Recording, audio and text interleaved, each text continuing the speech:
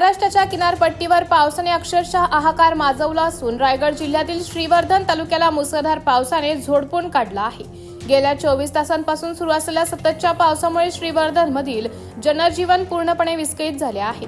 परिस्थिती इतकी गंभीर आहे की शहरातील सखल भागात तलावाचे स्वरूप आले असून अनेक दुकानांमध्ये पावसाचे पाणी शिरले आहे।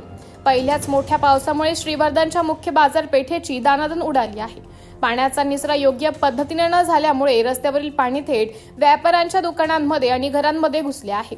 अचानक वाढलेल्या पाण्याच्या पातळीमुळे व्यापाऱ्यांना माल वाचवण्याची संधीही मिळाली नाही, ज्यामध्ये व्यापाऱ्यांचे लाखो रुपयांचे नुकसान झाल्याची प्राथमिक माहिती समोर येते। दुसरीकडे सर्वात मोठी चिंता वाढवणारी बातमी समोर येते ती म्हणजे अरबी समुद्राला आलेले मोठे उधाण। श्रीवर्धन, हरिहरेश्वर, देवे आगार आणि वेळास किनाऱ्यावर समुद्राने रौद्ररूप धारण केलं आहे। सोसाट्याच्या वाऱ्यांसह समुद्राच्या उंच उंच लाटा किनाऱ्यावर धडकत आहे। हे भयान दृश्य पाहता प्रशासनाने तातडीने पावले उचलली असून समुद्र किनाऱ्यावर पर्यटकांना आणि नागरिकांना जाण्यास पूर्णपणे बंदी घातली आहे। हवामान विभागाने पुढील 48 तासांसाठी रायगड जिल्ह्याला अतिवृष्टीचा इशारा दिला आहे, त्यामुळे स्थानिक प्रशासनाने आपत्कालीन यंत्रणा सज्ज ठेवली आहे। आमच्या चॅनलतर्फे आम्ही सर्व श्रीवर्धनकरांना आवाहन करतोय की अत्यंत आवश्यक काम असल्याशिवाय घराबाहेर पडू नका, सुरक्षित राहा आणि अफवांवर विश्वास ठेवू नका।